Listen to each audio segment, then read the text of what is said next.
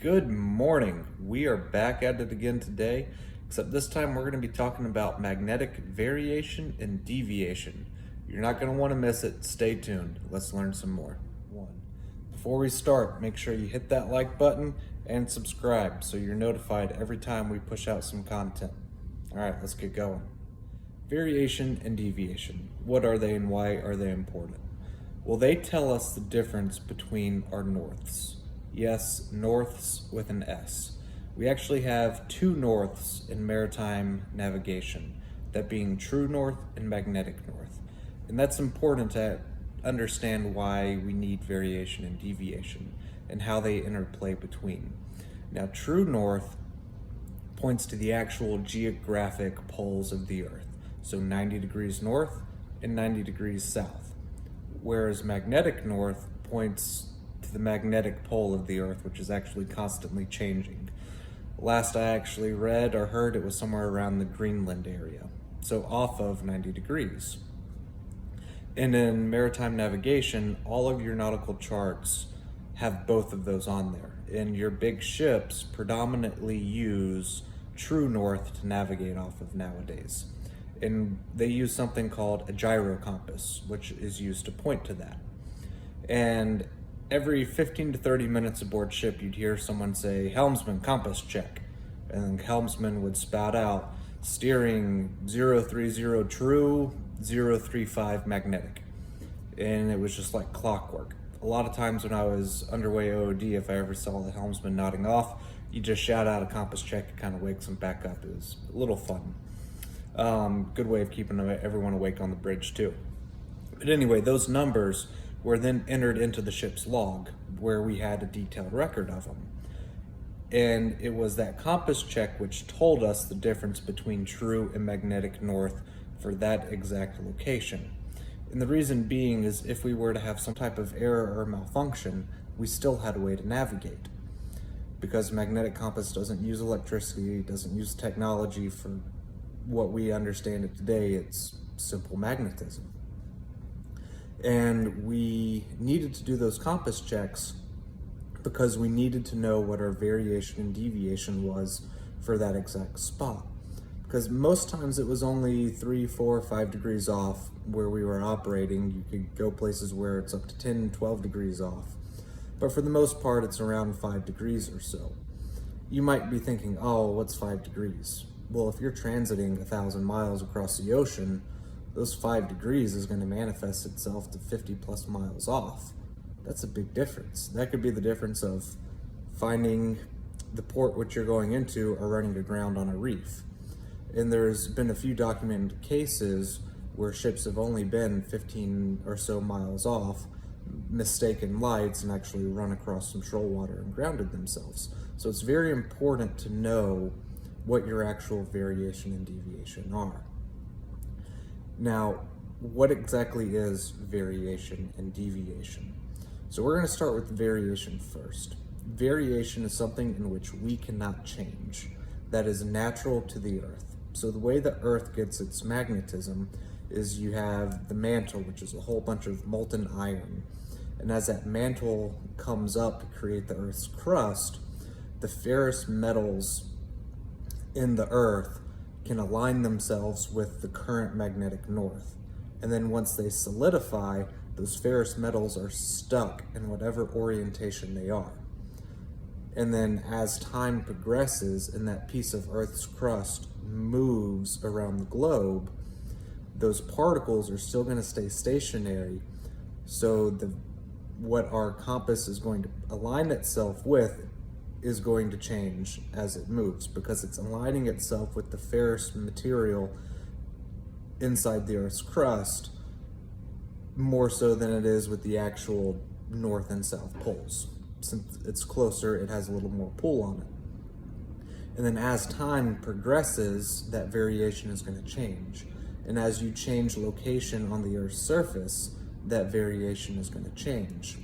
Now, luckily for us, variation is charted. And if you look on your nautical chart, you'll actually see it. Down in the compass rose, it'll have a little blurb about magnetic variation is this. Compensate X amount degrees per year from date whatever. And what you're going to do is you're going to have multiple compass roses on your chart, particularly if it's a large scale chart or a small scale chart for a large area. You could have 4, 5, 6 different compasses, and you're going to pick the compass whichever is closest to your location.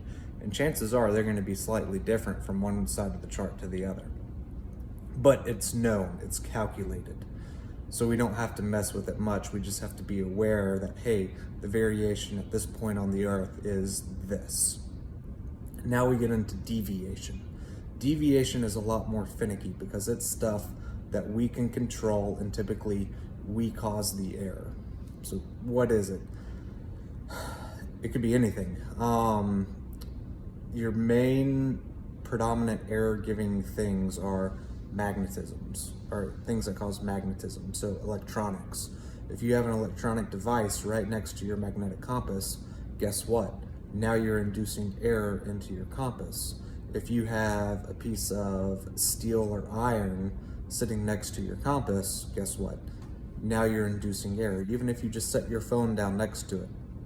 That's actually a fun experiment. Take your phone, move it up to your magnetic compass, and watch it move. All of these man-made things induce error into our compasses because they interfere and create their own magnetic fields, which throw off the magnetic compass. Now we can compensate for this some. You have Flender bars and other different types of magnets and ferrous metals situated around your compass, which you can adjust, you can move. And in doing so, that's called swinging a compass. So at least aboard ship, I think it was every 6 months to a year, every ship's gonna be different. You have to swing your compass, where you will chart a course due north, and you'll steam that course until you adjust and get the deviation as small as you can get it. You'll turn 90 degrees, do the same thing. Adjust all the adjustments on your compass until you can get the deviation as small as it is. And you do that for every cardinal heading, and then you go and you do it for your 45-degree headings, and you get that deviation as small as you can. And you're never gonna be able to get it 0 for every single direction, but you can get it 1 to 3 or 2 to 3 degrees. It's typically what our margin of error was. And then once you got that done, you would have a deviation chart, because in theory, the deviation shouldn't change.